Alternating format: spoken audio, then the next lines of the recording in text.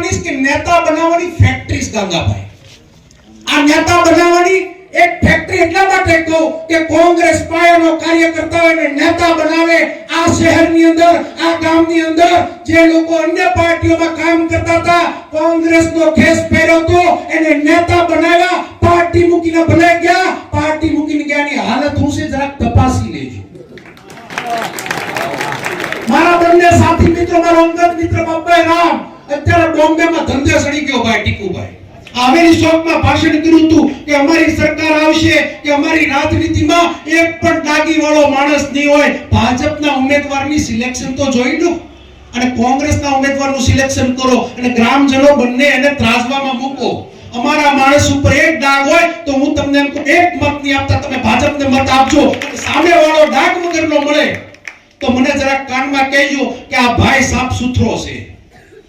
ત્યારે નગરજનોને વિનંતી કરવા આવ્યો છે